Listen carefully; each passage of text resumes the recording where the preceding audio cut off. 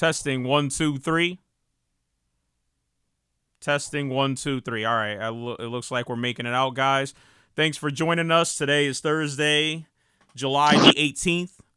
And again, thanks for joining us on the special Wednesday edition of WTFU.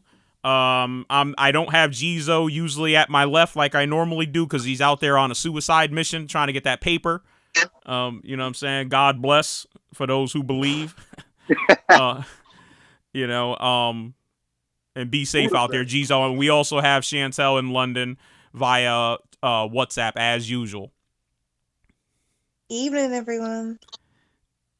So yeah, we're, as you notice, no music, no intro, no nothing. We're just doing a kind of a very, you know what I'm saying, just straight to the point type of show. Jizo hit me up. He wants to go in on Russia, you know what I mean? And that's what we ready to do right now. Tell him why you mad, son. Tell him why you mad. You know what I'm saying? I'm gonna tell you why I'm mad. I'm gonna tell you why I'm mad. You know what I'm saying? You motherfucking Trump over there. You know what I'm saying? Talking all this shit with Putin in private rooms and shit. What the fuck you gotta go private for? You just got an interpreter. You motherfucker. Oh God, nah. But seriously, man, this is like some like they said the lights is blinking. Like I'm just gonna be talking about stuff that we all been hearing in the news. First, this guy's going over to Helsinki to do this like private meeting. First, he had the King Jong like a month ago. Now with Putin, like if Obama did this shit, it wouldn't even be. They would try to get him impeached. Like I don't know what the fuck. Like this guy's just doing whatever the fuck he wants, and the only way to get him out, if you motherfuckers go freaking vote in this end of this year, man. Like what is it, fall or whatever? Like this November. Yeah, I November. forget the actual date. Stand by. I actually have a counter over here that I'm gonna actually flash on the screen. But so yeah, it's November 6th. We got 110 days left. 18 hours, 28 minutes, 42 seconds. I mean, like, damn, man. I mean, like, I was listening to Immortal Technique, and he was like, how people that in high authority places like the president and other people in politics, diplomats. I'm riding around the diplomats in Manhattan right now. Okay, They can do Dipset. anything. You got You know, Dipset in the car? not really dipset, but I see the Venezuela diplomats. They park over there in United Nations. Everybody, they could spit on you and don't get arrested or smack you with a gun butt you everything. It's just messed up what you could do. Like say like if in New York if somebody gets caught with a dirty gun with bodies on it in the car and it's not my gun, they still gonna take all whoever's in the car. It could be XYZ's gun, but if I'm in the car with y'all with the gun, we going all down. But in this case, America can do whatever they want. Trump, and it's just like it just gets me aggravated. I'm not really into politics like Tom is, but more and more I'm going through it, like talking with him and seeing myself, listening to Joe Madison. This shit is ridiculous, man. I'm like, what? And this guy, he says something over there in Russia, then he comes back and he backtracks. Then they showed him like with his papers like shit that he wrote in. So then when he backtracks, trying to say, the intelligence agency was right. I was wrong for what I said. Oh, I wouldn't, all this bullshit. Then at the end of the speech, he still says, I don't think Russia had any collusion, anything's going on. So you came back, and over there in Helsinki, you were saying that you don't see why Russia would want to do anything. So you're going against the intelligence agency of America, the CIA and all that. Then you come over here and say, no, the CIA, blah, blah, blah, they right or whatever. Then at the end of the speech that you trying to correct yourself, you would say, I don't see any collusion. Like, it's fucking ridiculous. And then these guys, like you said, or somebody said me, only way this shit is going to fucking, people are going to see the light is when they get fucked. Like, and I'm not going to, of course, say the guy's name. I had a customer this morning, and he was talking about, I know he's a Trump supporter, but he's cool with me. He puts money in my pocket, I don't discriminate. Everybody has their own opinion, but he's just saying that how America got soft, and Donald Trump is a businessman, and blah blah blah. And I'm like, yo, okay, he's a businessman, but yo, this dude, look at Trump University, look at all this corrupt stuff he's been doing, like with that dude, his pitbull Cohen, running around like fucking up people with all these law, like fake ass lawsuits and shit, and getting all these lawsuits pending and shit. He got 3,500 lawsuits in like 50 years. That's like 70 years. I mean, 70 lawsuits a fucking year, like on average. Like, what the fuck kind of business you doing? Like, you know what I'm saying? Like, Right. I mean, he's been bankrupt. His companies have been bankrupt 4 times. Right. And it's funny that your client says we got solved. When did we get solved? After was it during while we were invading Iraq? Killing God knows how many Iraqis. Did we get solved when we were in Afghanistan? When we were in Syria? Our presence in Africa. I mean, what does this individual really want? Does he want us, blowing everybody up all the time? Like we're starting to, is that what being hard means? I think he was talking about we're giving us like giving shit away, like I don't know, like how Trump's supposed to be tough on like trade and all this shit, and he like America is giving this and giving that, and he's talking about the immigrants, like how people just can't come over here and then they get on welfare, and then us taxpayers have to pay, which that's true to a point, Mm-hmm. but everybody has immigration laws, but the way you do it, it's not like they said. It's not what you do, it's how you do it. So separating people. I think he did. I think he did agree with me with the separation of the families. That's like fucked up in itself. But it's like, like everybody here is a fucking immigrant. You know what I'm saying? Except for the Native Americans, which is not many of them here. But come on, B. Like everybody, we got brought. My ethnicity, African, well, fucking black people got brought here as slaves. A lot of other people came here as immigrants for a better, and then it was all good. Like, damn, I gotta show you this video, man. This lady, she broke it down how, showing the Statue of Liberty, how it's like, everybody came through here, it was all good, but it's like Chinese or the Asians were getting Asians, they had like I forgot the law, like I don't know how many years ago that they were the first to like come with this bill to stop because it was an influx of them, and they tried to blame it on them. Oh, we're going through this depression or whatever. I think it was like in the 1920s. They was the first one to get targeted with this immigration law. You know what I'm talking about? Yeah, exactly. I mean, yeah, we didn't have immigration laws, actually immigration laws in this country until the early 1900s. And like you said, it first targeted, people of Asian descent. So, Japanese and Chinese, and they came in mostly through the West Coast. But yeah, for a long time in this country, from its founding to the 1900s, right? 1776 to 1900s, someone finally and it was racially based. And then there came the Mexican, well, I think we've actually talked about this. They called them the what was it? The greaser laws. So these were laws, targeting Mexicans specifically. So they didn't really bar, and eventually it got to the point where they were like, no people of Mexican descent allowed in this country, and it's crazy how they use, the Chinese labor to build a railroad, to build, all types of infrastructure. They used to even, and this I found when I was doing it was a class I was taking a few years ago when I was getting my undergraduate degree. It was the human geography is what it was called.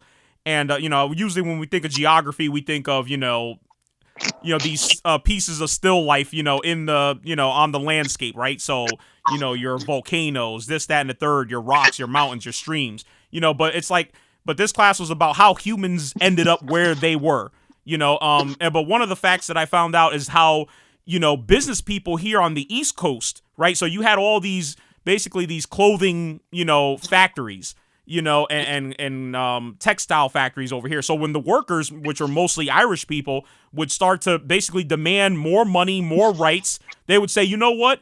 You go on strike, or if you don't continue to work, we're just going to replace you with Chinese workers. So they literally got thousands ready to jump on a train, come all the way from California to Massachusetts, which is where most of these places were, these textile companies, to replace them. So it's funny how, people get used, right? But once there's no use for them, it's like, you know what? Turns out we really don't want you here. You've outgrown your usefulness. And that's what we're seeing now. And Jizo, real quick, and this speaks to the ignorance of a lot of people, right? People come here, they get on welfare, but no one ever talks about the actual financial contributions that immigrants, illegal and legal bring to this country. As a matter of fact, there was a report about 3 weeks ago. I kind of let it slip by. There's a lot of stuff we need to talk about on the show. So, I mean, we only talk for an hour a week, so there's so many things that we could talk about. But there was a report that the White House had commissioned. It was basically what they were wanting to find out, and I forget who. I think it was the Congressional Research Office. I forget who it is they tasked with this little mission here, but it was find the economic impact that illegal immigrants make to the United States.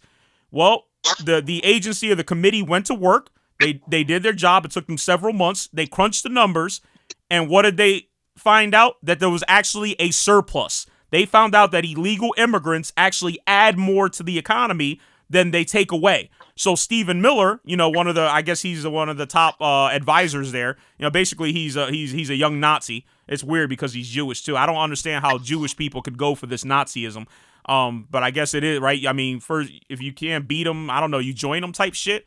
So Stephen Miller basically went back, told the agency that they needed to take out certain things. So actually the leaked, the original draft of this report is actually has been leaked.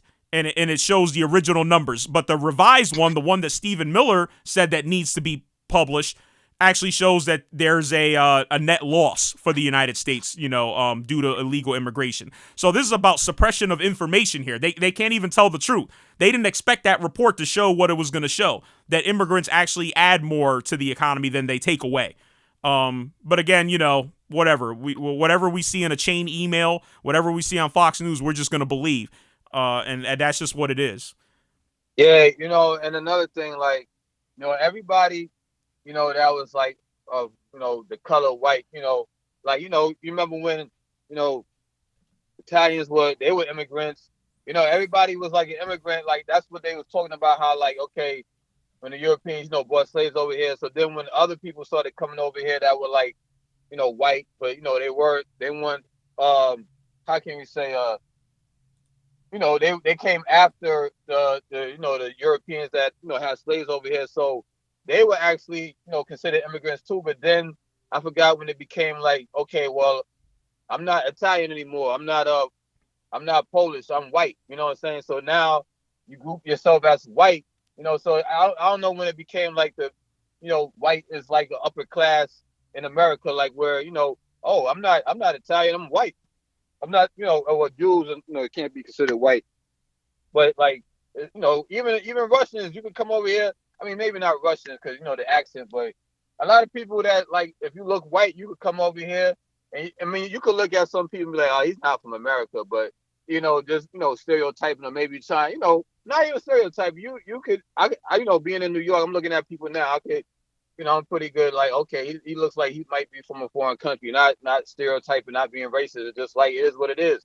Like, you look at me, I mean, I look like I'm straight from, dressed up in a suit from the hood. And they like, look at that, fuck it, look at that nigga driving that SUV. You know what I'm saying? But I look good doing it. You know what I'm saying? But it is what it is. You know what I'm saying? Like, people just assume that, that because you're why is she calling me? Sorry, I got a call, but I'm gonna have to put that on. Hold on 1 second.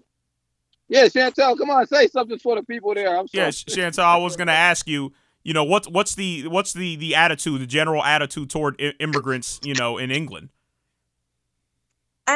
Very similar to what you guys have been saying, really, and I guess it reminded me again. I know I've mentioned it a couple of times on previous shows of the whole Windrush scandal.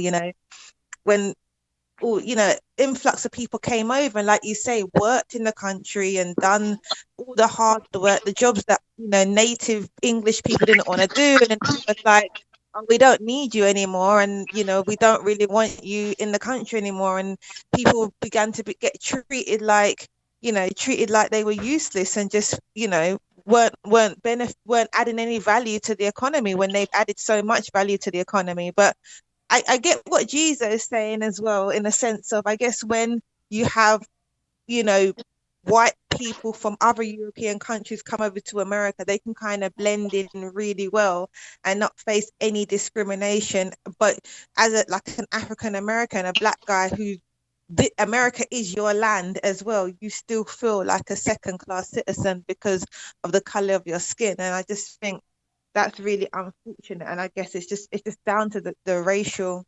injustices that you face sometimes. Right. And yeah, like just like I was thinking the same thing, right. As an Italian American, you can kind of shed your Italian traditions away, right? You're as an Irish American, you can just do away even with Jewish people. Jewish people, a lot of them have changed their names, right? From their traditional, what we would call Jewish sounding names, they could modify them. For instance, I was just talking with my boss this morning. We've probably mentioned this before, but Ralph Lauren, right, the designer, basically Polo is his brand, right, and he has a few other brands, but his name is Ralph Lipshinsky, I believe, something to that effect, or Lipshipsky. But he said, hey, and of course you're gonna go sell fashion, you want to have a kind of a name that kind of just rolls off the tongue. So yeah, as a person with lighter skin, you can kind of shed a little bit of your identity, and you can kind of go along to get along type of thing. But people like us that obviously have features that are not I'm sorry, Chantal, I'm getting like a crazy feedback from you. I'm hearing Oh, myself. Are you on speakerphone, by the way? you guys are on speakerphone, but that's it. But you usually are on speakerphone. Yeah, I'm getting a weird. It might be because I have a slower connection. Usually, I use Jizo's Wi-Fi from his mobile device to kind of basically power up the phone that I'm on with you. But anyways, I've taken you Jizo, off speakerphone, so that might be better. Jizo, did you just stick your head out of a window or something? Nah, I took you on speaker. Maybe it was me. I was on speaker for a minute. But you wasn't saying nothing. So how I sound now? Do you still hear that All right. noise? Or Yeah, no, I hear some silence. But yeah, we can't do the same. So it puts us in a real difficult situation where we're always under a microscope. We know that every little thing we do. But I'm glad that the cell phone is now becoming the weapon, of choice, against a lot of the the issues that we're going through. I think we need to, because we're seeing it a lot here in the United States, Chantel, with the permit patties, the ID Adams. Are you familiar with any of these characters? Where basically it's like a person, and usually it's a white person. Unfortunately, it's a white person accosting a black person, questioning whether are you supposed to be here. That was recently so say, right, you're at a community pool, right, and someone comes up to you and says, hey, where's your ID? You have the key in your hand, that allows you access to get in, whatever. So say or it could even be little kids selling water in front of a building, people calling the cops on them. There was recently a situation in a CVS, I want to say. That's a pharmacy here in the United States. I don't know if you guys have them or not. No, I've seen them when I'm in the States. We have our equivalent over here. Like we have a drugstore called Superdrug or Boots. That would be like the equivalent to CVS. Okay. So you got a lady, a woman of color, a black lady. She goes to try to use a coupon at the CVS, and the guy's like, Right. that I'm not gonna use this coupon. It looks fraudulent, and the lady obviously kind of, she wasn't just accepting that, and I'll tell you what, the coupon from looking at it, it did look like something that was printed up.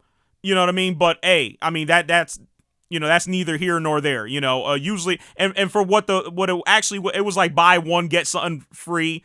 It probably, the item was probably only a few dollars anyways. But he took it to the he took it to a further extent. He's like, I'm asking you to leave. I'm gonna call the cops. This guy was like shaking. He had like a nervous, I don't know what it was, some sort of. I don't know if he had Tourette syndrome or he was just like really that nervous. Yeah, I mean, so again, going back to using the cell phone, it is, in a way, it is our best way. And now, unfortunately, this guy got fired. And, I hate to see people lose their livelihood. You know what I mean? I make a living myself. I have a job, and I would hate to lose it over maybe a bad, one bad judgment moment. With this guy, he was a Trump support. He is a Trump supporter. He's actually running for a position in the local town, council or whatnot. The guy that was shaking? Yeah, the guy was shaking. Yeah, he lost his job. He was a Trump delegate. So basically, when we do the primaries over here, you have the big convention, and then you go vote, right, for your state, who should be the nominee. So he's definitely involved in politics. He's running for town council.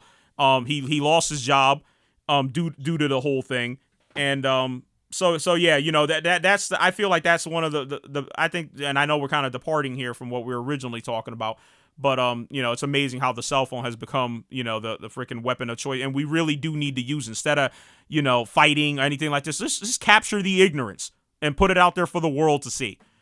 Yeah, that is exactly what everyone does now. I mean, Right. sometimes people pull out their cell phone when I guess they should be using it to like call help for help rather than filming. But you know, like you say as well, there's times when you actually do need to film to kind of document what's happening and to have evidence. And you know, it holds people accountable, and people can't just get away with things the way they used to. And also the fact that not only can we film and have that footage, but live streaming has become so important because people actually get to see something in real time before, you know, your phone might be captured, you know, footage might be deleted.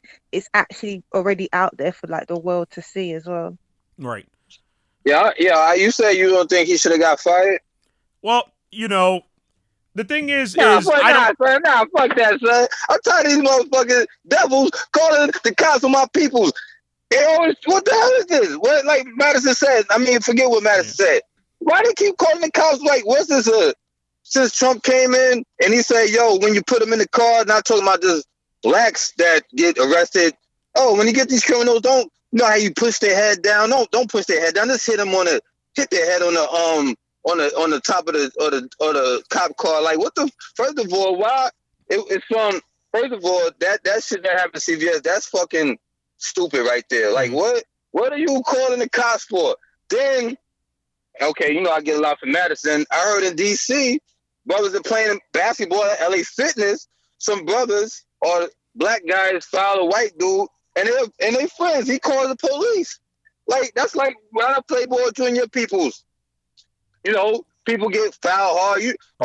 I'm gonna call the police. But imagine one of your friends, like, you know, I ain't gonna say no names, call the police. And you like, really, dude? You gonna call the fucking police? Like, yo, where is it going to where, what are they trying to get the cops to fucking, I know some cops that get calls that really could be out fighting crime. Like, yo, this shit is ridiculous, man. Even the white cops, like, why, or you don't hear any black people calling the cops on white folks. Why, you know what I'm saying? And I gotta keep reiterating, I'm not racist, but what the fuck is going on? Why, you know, I hear you laughing, Chantel, it's fucked up. I never went through no shit where I'm hearing. Laughing at that. I'm your point. You're like, I'm not a racist. Like, you have to put it out there, Jesus. Yeah, right. But I mean, if you had, sure? but Jizo, real, I mean, I think you know, you kind of made a good point, you know, Chantel. You know, if you have to preface your statement with "I'm not a racist," it's almost like saying I'm not a racist, but I'm about to say something that could be considered racist. You know what I'm saying? Just like you said, you got to cover your tracks because people hear like something and they loop it back. Oh, look at this guy talking about. And let's be fair, right? You're going by Jizo, right? I go by my government. You know what I mean? So that there's a difference there. That's why you have that creative. I guess you have that license to say certain things. Yo, you know what I'm saying? Jadon, look it up. You know, look up. Everybody, look up Jadon, and a picture of Jizo's face in Wikipedia will show up. Yeah, you know how, you know, these technologies nowadays, you can find me, you know what I'm saying? Y'all want to know my whole government? Chantel, what's your whole government? I'm not telling you. But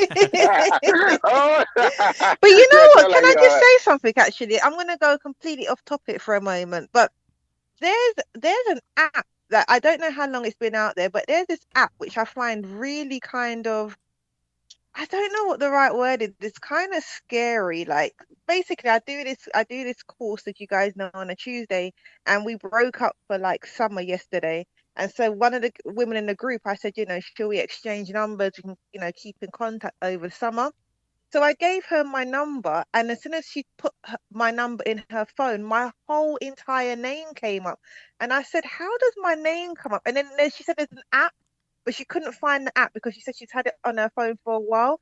And I said, that's really like crazy that you get my full cert. Like, I don't mind her knowing it, but it's like you could just meet someone. Like, say I just met a guy out. Like, I went out, and a guy asked my number. I may even give him like a fake name, for example, and as soon as he puts my number in his phone, my entire name comes up. And I don't understand how they actually get those details because my number is not even registered in my name. Like I was telling my housemate yesterday, like I still I have my mum and I have two phones and we have them on the same bill. So every month I just give her the money for my bill. So I know my phone's not even registered in my name.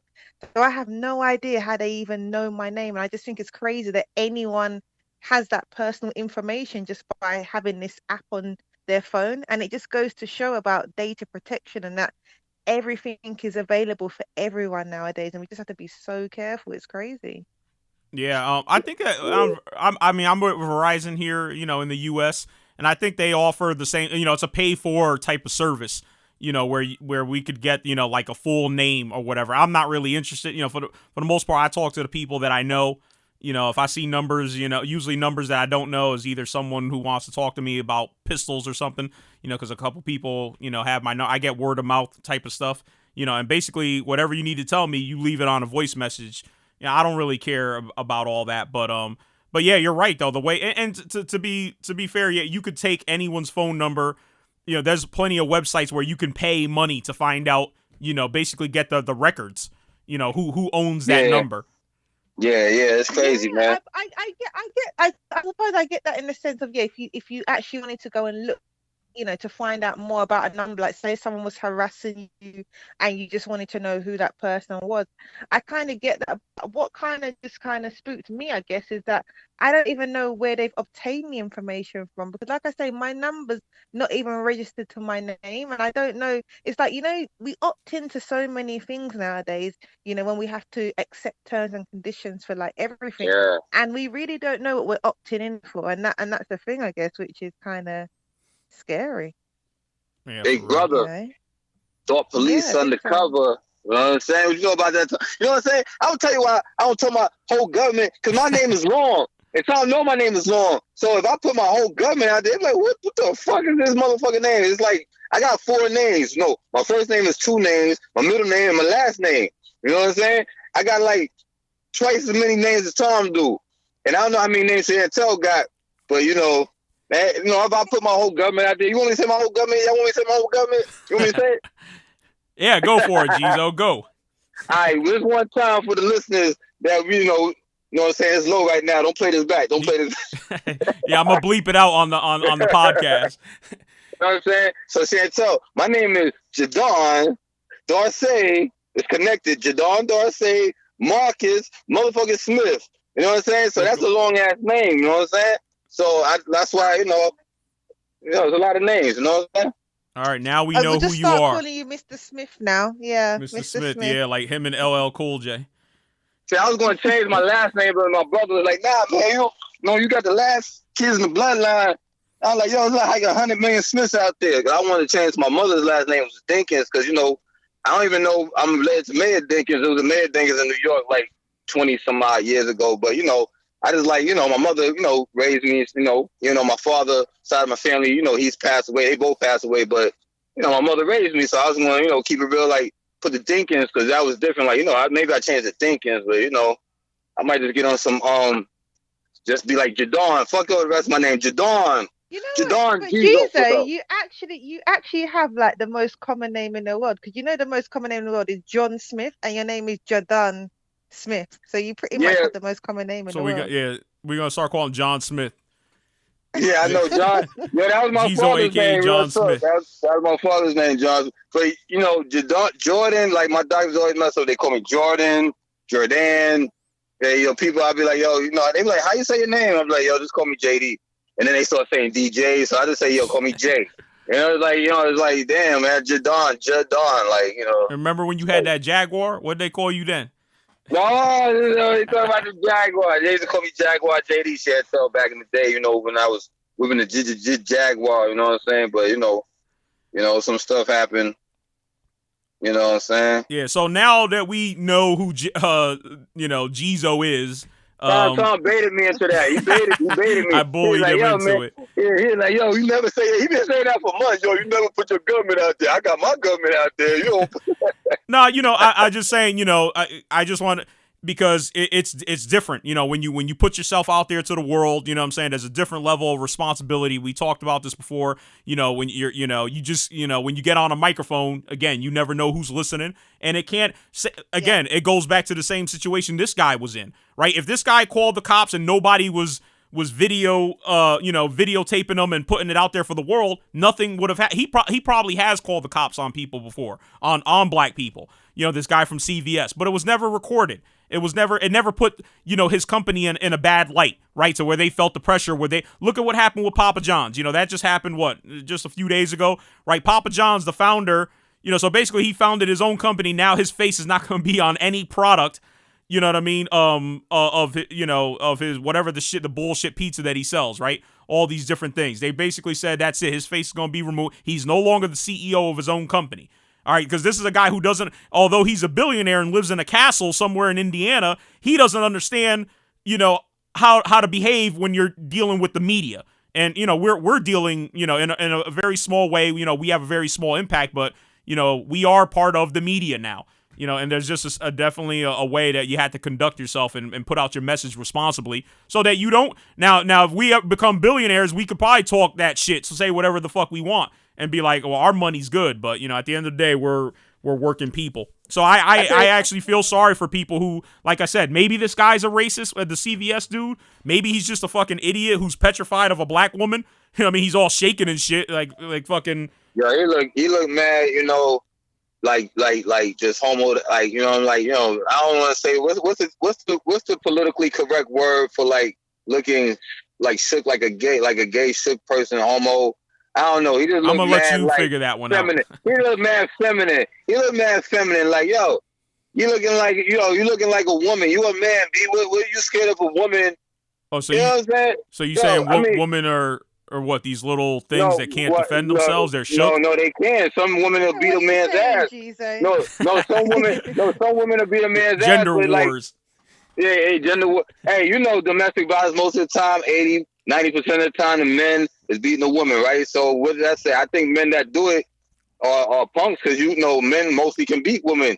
You know what I'm saying? Unless, you know, some women do beat men ass, and you know, people might look at it as funny, but it happens. You know what I'm saying? But what I was trying to say about the whole government thing real quick, yeah, I think that even if I never said my government on air, people are savvy with the technology nowadays. They'll find my government. They're like, oh, okay, let me look at his Facebook. Oh, that's him right there. Oh, okay. What's your Facebook? Since you pop it off. Hey. Wait, why don't you make a Facebook? Nah, I'm just fucking around. But oh yeah. Tom's new name is Extreme Marine, okay? That's what I'm gonna start calling it. Screen or Scream? Extreme Marine. So my STRs and shit. Fuck that. So, geez, we kind of departed. You know, we definitely left the realm of Russia. Now, for the people out there that are probably saying, you know, kind of getting back into it, you know, how does this Russian, you know, meddling necessarily affect me? How does, you know, right? How do we connect the dots here? You know, what does this really mean for the everyday person? I think that's probably the main concern, you know, but you kind of hinted to it, you know, earlier when, you know, like the sirens are starting to sound, right? The lights are flashing, you know, because a lot of experts are starting to say that this is a national security, you know, right? You had, I forget who it was. It might have been our senator from Connecticut, Chris Murphy, or actually it might have been the national. What's that? It was either him or the national, I forget what they call this guy. I think he's the national director of security, some one of these freaking alphabet agencies. His name's Dan Coates, but he's like, we're at a pre 9/11, you know, basically it's looking like pre 9/11 right now, right? That's how bad it's getting here in the United States, where, you know, something's gonna happen, right? And because Donald Trump is so fucking asleep at the wheel, obviously he's a cuck for Putin. Putin's got something on him. He can't say a damn bad word about this little dude, right? You know, fucking big ass Donald Trump, 6'6", can't say nothing about Putin to his face. Dude's like 5'2". No offense to my short people, you know what I'm saying, freaking. But you know, Putin's just looking at him like, yo, you better not come out your fucking mouth and say that we did some shit. And so basically, you know, Putin has no fear or respect for the United States. So that's and not to be an alarmist, but you know. yeah, are we in that era where are we in a moment where people are looking at the United States like, you know what, now is the time to strike, because they have a weak president who talks out of his ass all the time, has basically more than half of the country, you know, doesn't like him or basically hates him, doesn't approve of his job approval, you know, is now the time to strike. You know what I mean? And, you know, I don't want to see another tragedy, like, because these tragedies just perpetuate themselves, right? We get attacked, then we go ahead and do some stupid shit like we did in Iraq. You know, like I think Afghanistan was fair, you know, to go hunt down for Osama bin Laden. That's fine. You know what I mean? But Iraq, we just kind of came out of nowhere. You know what? Oh, Saddam Hussein, weapons of mass destruction. I'm sure he was sitting in his freaking palace like, what the fuck? Why the fuck they coming at me like that? I don't have shit. You know, and then, you know, we all saw how we went out and how many of us got killed and how many of them got killed. And it just made another tragedy. And, you know, it's crazy. Imagine living in Russia or North Korea and trying to do a podcast. We wouldn't even be able to do a podcast like this because we would be like, they probably would have came and got us by, well, especially North Korea, but in Russia, you know, like they said they told Donald Trump don't even meet with Putin because they said, you know, ex-KGB member, this dude's a killer. Like he said some shit about him putting like poison on doorknobs and shit like that. You fucking, I would be shaking his hand with some gloves and shit. This motherfucker might put some shit secrete in your hand or some crazy shit like you be poisoning people and shit. You don't know what the fuck. You know what I'm saying? Like, and I agree with CMW recordings in the chat room. I think Russia does have something on them. It's either photos, video. You know, we were talking about that golden shower stuff, you know, early on. You know what I'm saying? They was making it rain on his ass out there. Yeah, they got him, you know what I'm saying, some funny stuff, and he definitely doesn't want that to come out. And honestly, the president isn't slick enough to be like, you know, I'm sorry, but if I'm in a hotel and I'm a diplomat, I'm someone, you know, powerful, and I'm over there in Russia, you know what I'm saying, in Moscow in a hotel room, I'd be like, nah, man. You know, I can't mess around, you know what I'm saying, and because, you know, that's how they get down. When I was reading the book, it was what was it? It was about Cuba. Havana Nocturne. So this is about Cuba, you know, just around the time of the revolution when Fidel Castro took over, basically kicked Americans out. But in that book, it was said that John F. Kennedy, as a senator, went over there and basically, you know, you had mafia in one room and they all had basically they had like holes in the walls type shit. And basically Kennedy was running through like 10 or 12 women. You know what I'm saying? Just chilling, getting effed up, getting high. You know what I mean? And the mafia was in the room. The dudes that were in the room were like, look at this, basically, look at this son of a bitch. You know, in the United States, you know, he's talking about morality, this, that, and the third, trying to be the freaking morality police. You know, he comes out here to Cuba and he's just, you know what I'm saying, a POS like everybody else, trying to have fun, you know what I'm saying, and do his own thing. Now, and supposedly they didn't record him, but they regretted not recording him. So these are old techniques. You know, this shit isn't it's not like the Russians are, you know, invented the wheel here. Yeah, you got a VIP coming into your country, a guy who has influence and power. Hell yeah, we're going to try to set him up for the okie doke later on down the line. You know what they got? You know what Trump should have did, man? And we wouldn't be in this shit. He should have did the Dave Chappelle. I don't know if you saw that shit, the love contract. Have signed a love contract. Like, listen, man, if we do this sexual act, you got to, you know, sign this form saying that if I give you head and if you give me head and if you do some crazy shit, domination shit to me, you can't go on reporting this shit out there because I will sue the shit out of you, or you know what I'm saying? But you know, some people probably would be like still like Dave, like the Russians don't care about nothing. They'd be like, yo, that law don't apply to us, man. You talking about U.S. law? This is Russia. You know, Putin. Yeah, I know. I mean, you heard about when Putin took the Patriots owner's Super Bowl ring, right? No, I ain't hear about that. Yo, what's his name? Robert Kraft was in Russia one time. I don't know what the hell he was doing, but he met Putin, and Putin was like, yo, can I see your ring? You know what I'm saying? And we're like, yeah, sure. So he takes his Super Bowl. It was one of, you know, obviously Patriots won multiple championships, but I forget which one it was, but he takes the ring off. Putin looks at it. He puts it on, you know, basically he's checking it out like bling, bling type shit, looking at it, you know what I'm saying? Rings worth a lot of money. And then Putin walks off. And into these double doors, and the double doors shut, and security's like, yeah, nobody else can go. He basically just got Robert Kraft for his Super Bowl ring, you know what I'm saying, and just dipped, never saw him again. And so, because Robert Kraft, it wasn't too long ago, it was maybe 6 or 7 months ago, or when the president, actually when Trump got elected, he was like, yo, I'm hoping he could get my ring back. And Robert Kraft was like, yo, I'll make him a replica, like it's no problem. I just want my ring back. I mean, he's like, that shit meant something to me. But yo, Putin don't give a fuck about none of these. And Robert Kraft is a legit billionaire, and he's just like, yo, fuck out of here. You know what I'm saying? I'm taking your shit. You know, basically, I'm surprised he didn't say, yo, Robert, what size is that ring? I mean, just before he got him. Oh, that's crazy. I'm looking at it right now. You know, Wow. so again, you know, that's who we're dealing with, man. We're dealing with a cat who don't give a fuck about us at all. You know what I'm saying? And he has the military hardware, you know what I'm saying, to go against us. It's not like he's weak. You know what I'm saying? Russia has some shit that's comparable to the stuff that we have. So, you know, yeah. Any other anything else you want to comment on? Comment on Jizo in terms of Russia? Nah. You know, I know. You know, again, about that. Looking at that Gucci's about that time. So go ahead. You know. All right. Yeah, I just wanted to talk to everybody about this WWE thing. Now, I'm not a big wrestling fan. I haven't been. You know, basically when I was a child, I kind of left the wrestling behind. But this is just one of those things. Again, like with Papa John's, I just heard about this yesterday. I don't know if everyone remembers, and I'll go ahead and flash this on the screen real quick. Chantal, how big is wrestling out there, by the way? US WWE really, wrestling.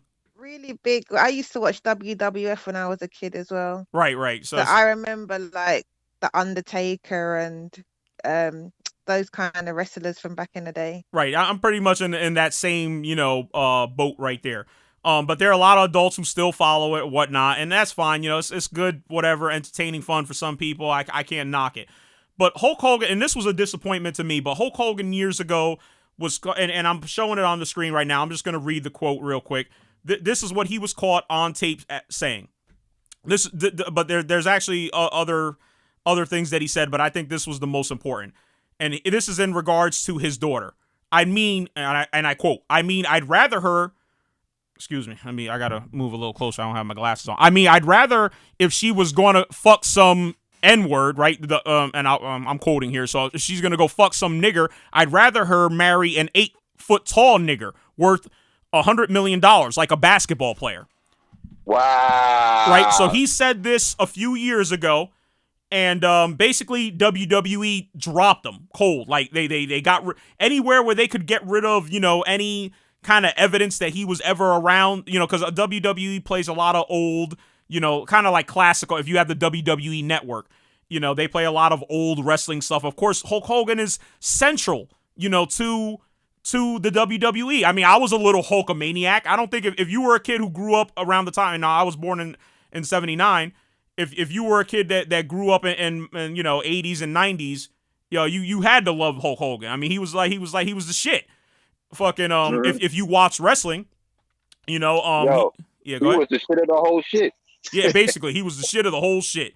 You know, he was just like infallible, and his wrestling style, the way he would do, you know, this is what would happen every time, right? He get his ass beat for a little while, then he'll get charged, you know what I mean, out of nowhere, you know what I mean, he'll get this you know what I'm saying? You know, and then he'll put his ear to the crowd, you know what I'm saying, and then start beating the fuck, you know, it made you feel good, you know what I mean? You know what I'm saying? If you hit him, he like, oh, they start taking his head.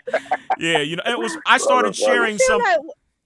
Go ahead. I was just going to say, I feel like we need to remember that. And this is one of the things that kind of put me off wrestling as I got older. Like, because I guess when I was a child, I never actually realized that it was all like, you know, fictional and it was all staged and it was just stunt performers and, you know, they were kind of playing a role and playing a character. So I feel like, yeah, definitely like Hulk Hogan is like that guy who remember as a child as someone that we kind of idolized, but he was just playing a role. Like we didn't know what he really thought, you know, how his views were towards black people or any other, you know, ethnic minority person. And, you know, the true colors weren't revealed. They literally are actors just playing a character for our entertainment, you know. And this is what happens with so many people within the media as well. Like I think like we always idolize these people and then they come out and they do something to kind of show their true colors and make us realize that, you know, they do make mistakes and they're not necessarily the person that we kind of think they are really. So right. That's just an example of that. That's why I try not to put too much stock in these celebrities anymore like that. You know, guys, I just came back from California and I think I was talking to you guys offline. Or maybe I haven't. I've been talking about people about my little time out there. But, you know, we went to Hollywood. You know what I'm saying? We got on this tour bus Dude hustled us to get into a tour, but we made a decent deal. It was out there, it was hot as hell. I was like, F it, let's go for a ride. So we going through the Hollywood Hills or whatever. You know what I mean? Real quick, salute to John Paul Shelton, PC, CMW Recordings. So we're going for this ride, and they were showing us a couple key spots in Hollywood, but then we started looking at the house, and not for nothing, Tommy Hilfiger's house is fucking big as fuck out there. But I'm sitting there like, there's they're showing us all these houses. There's Justin Bieber's house. There's J Lo and freaking Mark Anthony's house. There's this, and I'm sitting there like, I'm ready for this shit to end. Like I'm not a house looker like that. You know what I mean? Like. It's like I told they did that my when wife. I was in Miami as well. The same thing. I can't remember how I got on this trip, but yeah, I was doing this trip around the city and they're just pointing out all these mansions and saying this is so and so's home, this is so and so's home. It's like, yeah, I'm not that interested, to be honest, in someone else's millions. You know what I mean? I don't have that kind of money in my bank, so right. I what's the point in just seeing a house from the outside? Yeah, exactly. Now it'd be something if the dude came, whoever, say if it was freaking J Lo comes on the bus, she comes out her crib. Comes holler at us real quick. All right, that's cool, but freaking, you know what I'm saying? And they try to gas it up like that shit could happen too. But anyways, so I told my cousin who's actually in the Marines right now. That's where we was out there in San Diego to go visit him and his wife. I told him like, the most important, the best house to me is the one that I own. Right, that's my damn castle. All this other shit I don't really care about. But anyways, we got to go through the Hollywood Hills and see the whole city of LA, from you guys saw the vantage point. It was nice, whatever. Nice little, 2-hour little excursion. But, like you said, going back to these people, we really don't know who they are behind the scenes. So I think, yes, the clout that celebrities have, to me, personally, has died. You know what I mean? Because you never know what's going to come out of their mouths. But going back to with the WWE, I look at it like, again, with Papa John just dropped the N-bomb right in a like he doesn't even get it. Like, I'm just wondering, do we have, and I kind of framed it this way, is it amnesia, forgiveness, or indifference? Does the WWE look at it like, these people will just get over it, or that was a few years ago, it's all water under the bridge. Now, mind you, Hulk Hogan has just been, I believe, earlier this year or last year, he was inducted to the Boys and Girls Club Hall of Fame, right?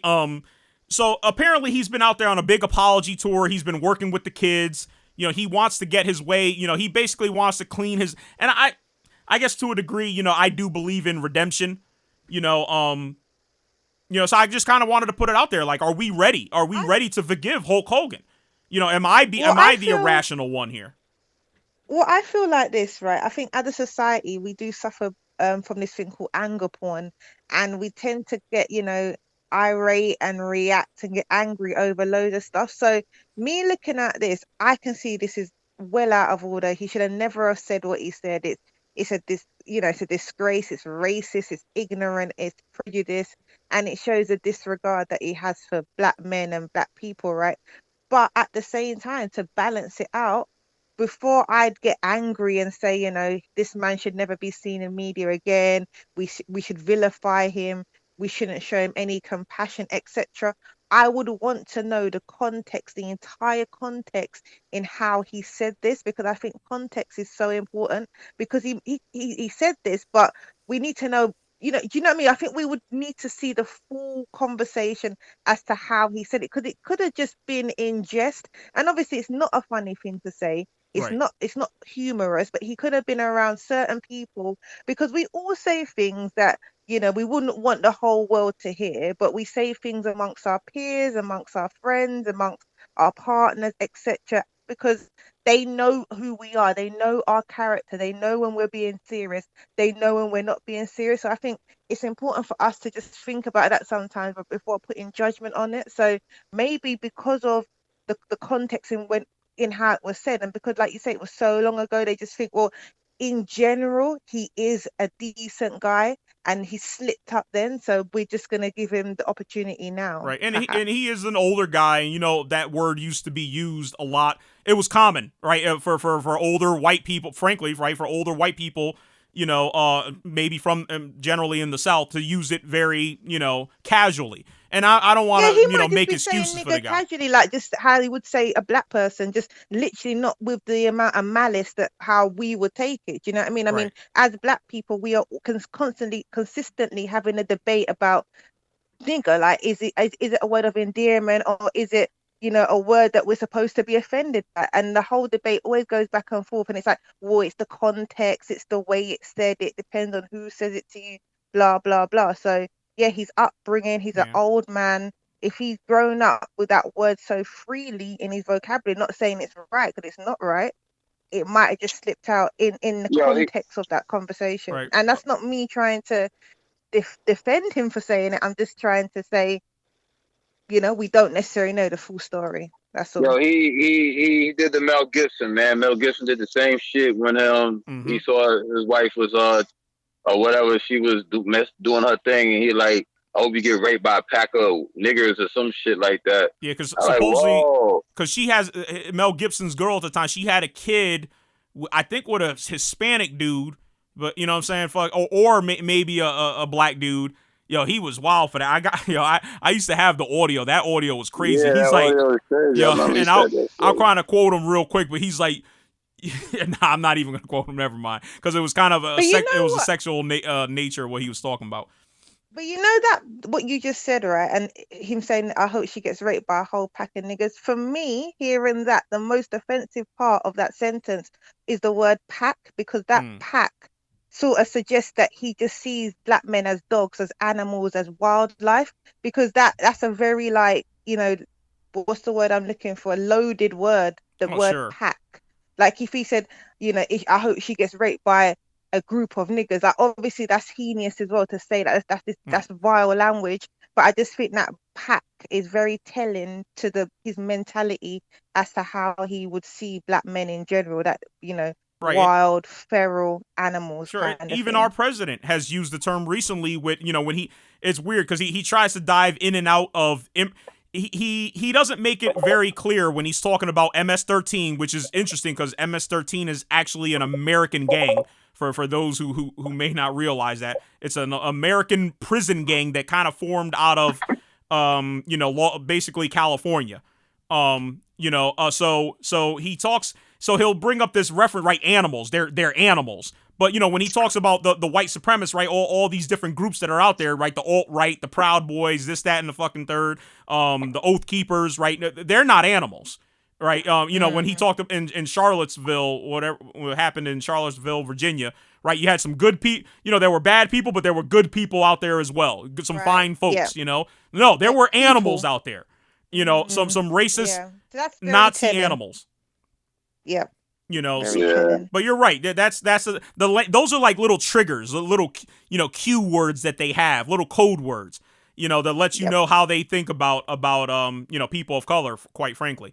And they're subliminals as well, aren't they? Just subliminal messages that they're just putting out there. Sure. And then when you question them on it, then they'll try to equivocate somehow.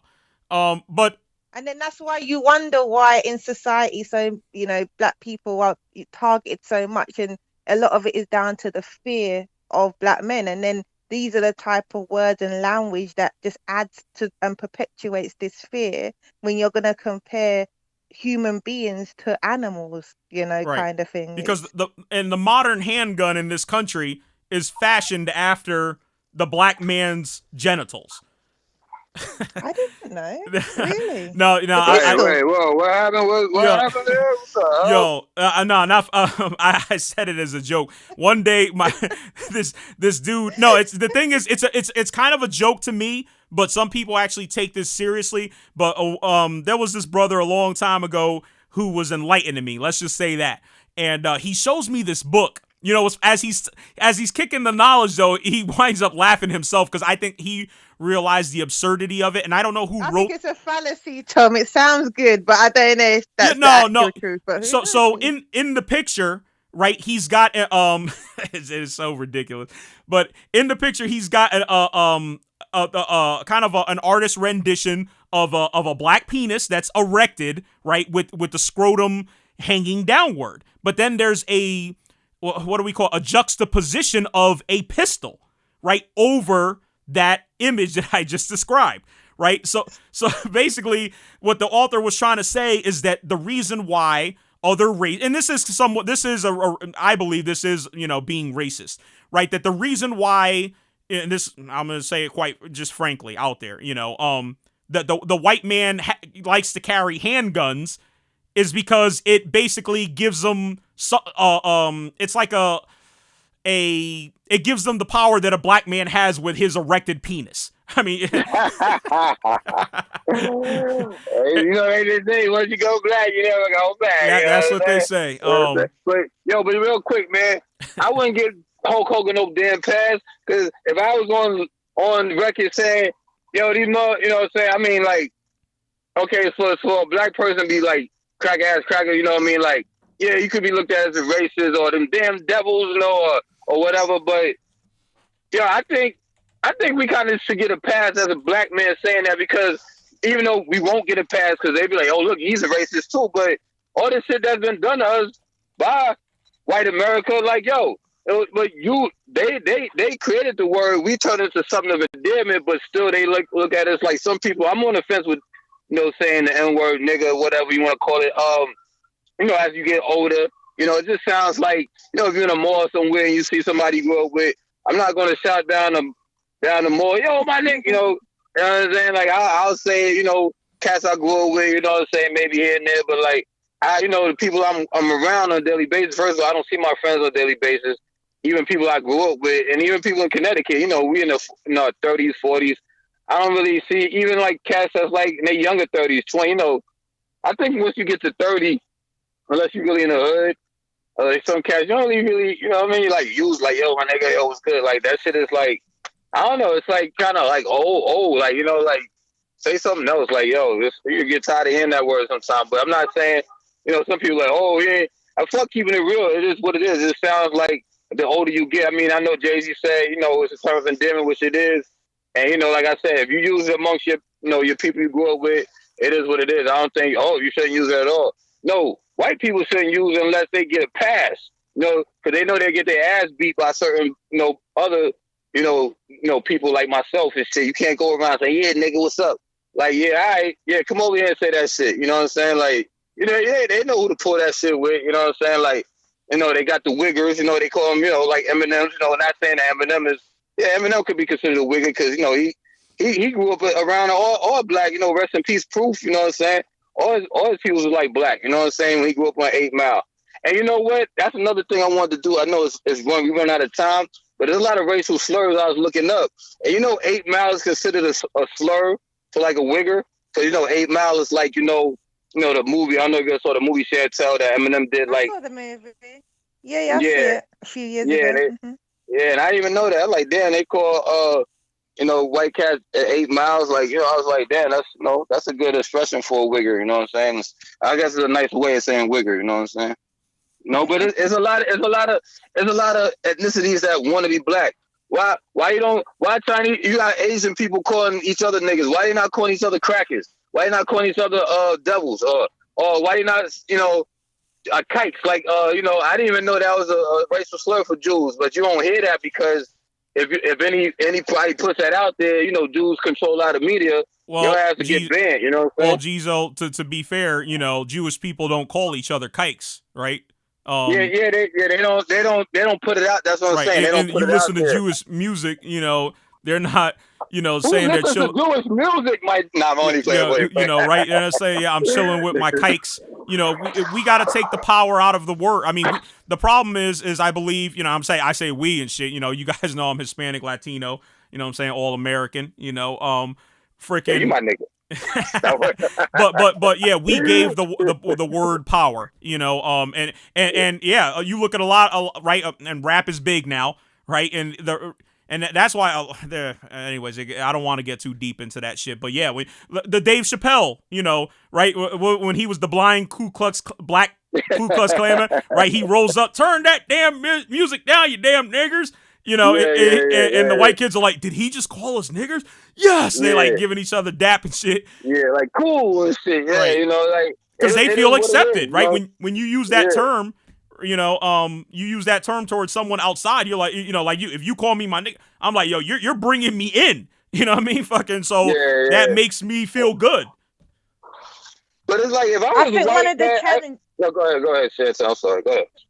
Sorry, and I was just gonna say, I think one of the challenges, I guess, that we have today is that, you know, quote unquote black culture is now mainstream culture, isn't it? So that's why everything that we could do almost like within our groups that the whole world didn't know we were saying or doing, now everyone knows about it. And I say that in terms of all the different types of black culture, whether it's a black American culture or black Caribbean culture, whatever. Like, you know, obviously I come from the Caribbean heritage, so like even like dance or music, for example, the way we patterned it, the way we, you know, the dances and the lyrics and certain things, it was just our thing. Like we get it. Like we understand certain things that happen within our culture.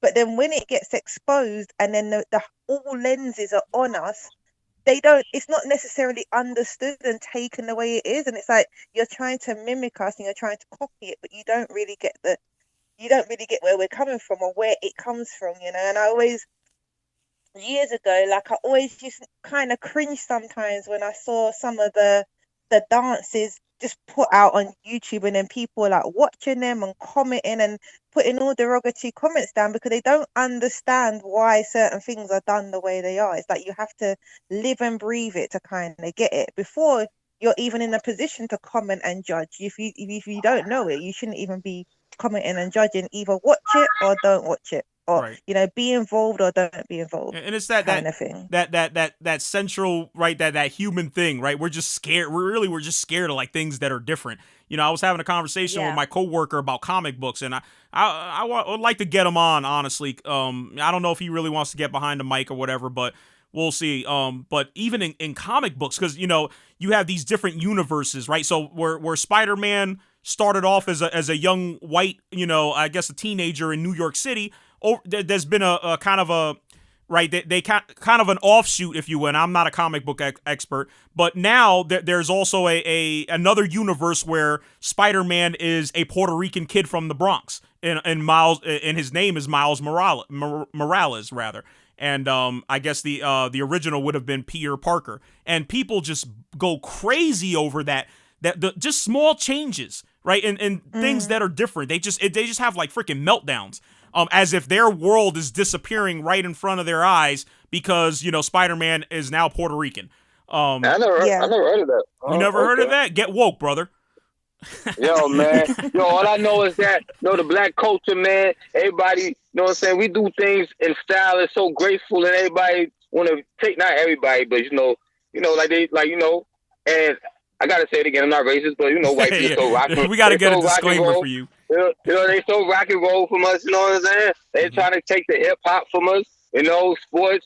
Everybody wanted from black to Spanish to, white wanted to be Michael Jordan. I mean, a lot of people wanted to be Larry Bird and Magic. But, most of the NBA is black, you know what I'm saying? It is what it is, or brown skin. Who wants to be a hockey? I mean, you got hockey people that want to play hockey. You got the great one, man, Wayne Gretzky. You know, there's yeah, you know what I'm saying? Yeah, everybody has their, you know what I'm saying, they're great ones. You know what I mean? That's just what it adds up to, you know. So look at the soccer game, right? There's probably more people. What you were mentioning, some of these soccer players actually, I guess salute to France for winning it all. You know what I'm saying? Right, Chantel? Yeah, definitely. But you know what? It's funny that you even mentioned that, because I was going to bring it up as a topic, but I didn't in the end. But that whole France winning, and congratulations to France. But many people have been saying, to be honest, Africa won, because literally about 90%, I think, 9 out of the 11 players are African, or of African heritage. So it's funny that, the biggest talent that they have in order to play football in France is, right. Africans, I guess you can say. And France is kind of like the United States. We're multicultural. What's great is that all of us, we could meet. Basically, America's a meeting ground like France.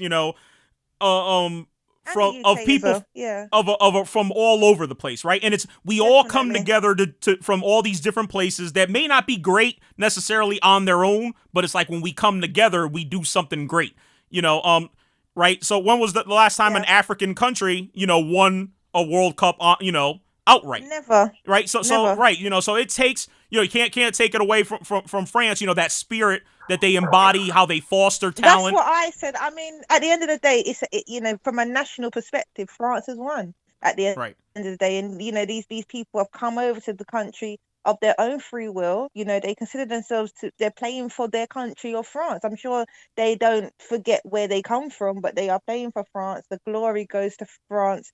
And, they were trained and, honed in France. And that's just what it is, really. So I'm sure one day an African nation will win the World Cup. I mean, England still try to win the World Cup.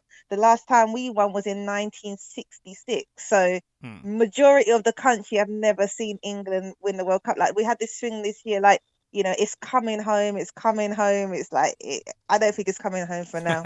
I think it's going to be a long time before football comes home. Yeah, well, to the hopefully UK. one day it will for you guys.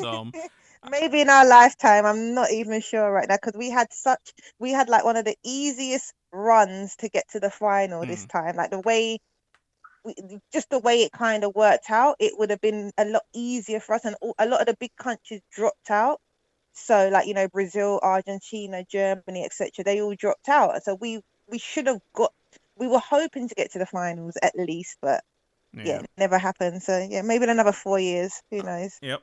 I thought that was going to the. I thought that. Oh, it's France and Croatia. I thought it was okay. Yeah. All right. Yeah, real quick. Salute to Couch Talk TV podcast. Thanks for joining us.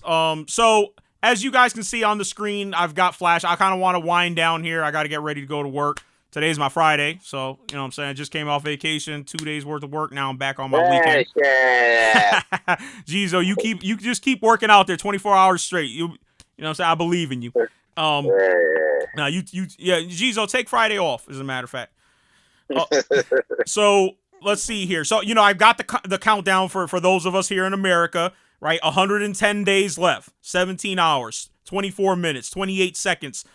Until basically we can take the House of Representatives back, and kind of put a check on the president. All right, this president needs to get G-checked right now, right? He needs to get phone checked. Well, whatever the case is, and there's only one way to do it, and that's if we freaking take the House. That'll be a small piece of it. He'll still have the Senate. Now, it'd be great if we could take the Senate back, but there's not really a wide path to taking the Senate back. As a matter of fact, we could lose seats in the Senate, because there's a couple vulnerable Democrats out there, in some of these places. So, for those of us who believe in voting, please register to vote. And real quick, I want to talk to you about, and I know I'm riding this lady hard. Maybe I shouldn't say it that way, but let's see here. Let me get rid of it. So Ocasio, right? And we're back in the Queens and the Bronx. So the guy on the right, she beat him for the Democratic primary. She beat him, but he's still on the Working Party's. It's called the Working Families Party in New York. So now a former senator from Connecticut, Joe Lieberman, right, this salty asshole, freaking, who used to be a Democrat, turned his back on the Democrats, wrote a piece in an op-ed in the Wall Street Journal, right? Because that's who represents you guys, right, out in the Queens and the Bronx, the Wall Street Journal. I'm pretty sure everybody buys that shit. Buys that shit in the morning on their way to work and to their office job, right? Freaking Lieberman is asking everyone to vote for Joe Crowley, right? Basically saying that Ocasio is bad for democracy, that her ideas are outside of the mainstream, right? Because affordable healthcare is an insane idea. Affordable, post high school education is just insane. No one. That's not even in the realm of possibility, according to Joe Lieberman, who's wealthy himself, by the way.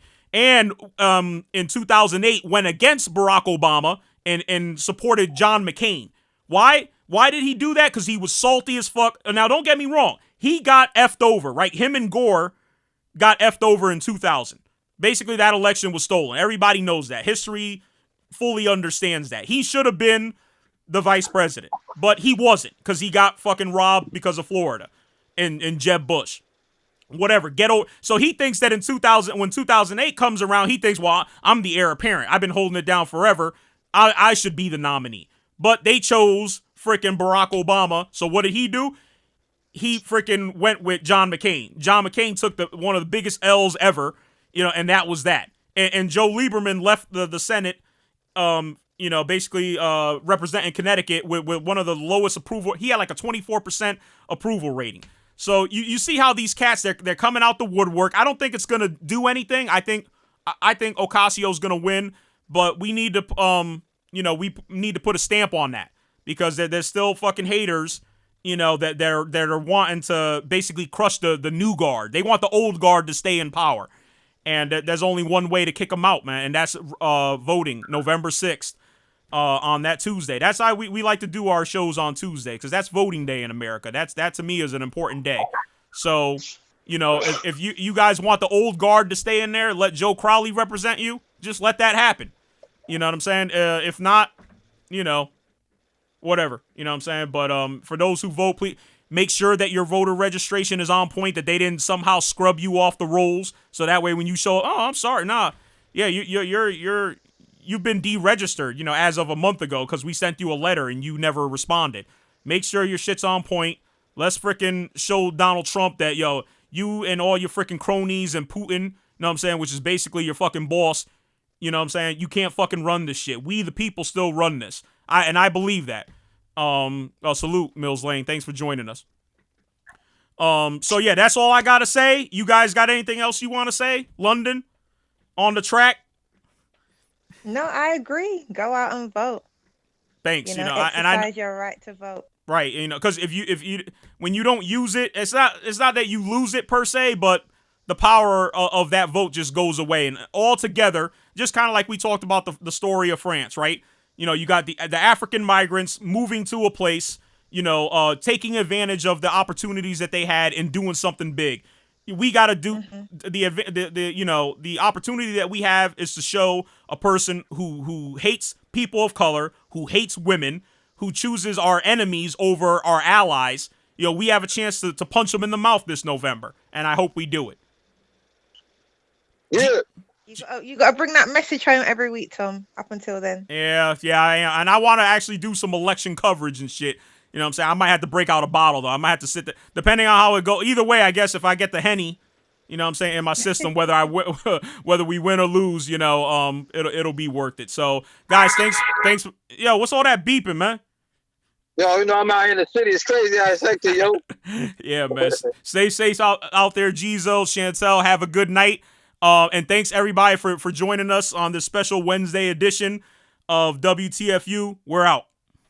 Peace.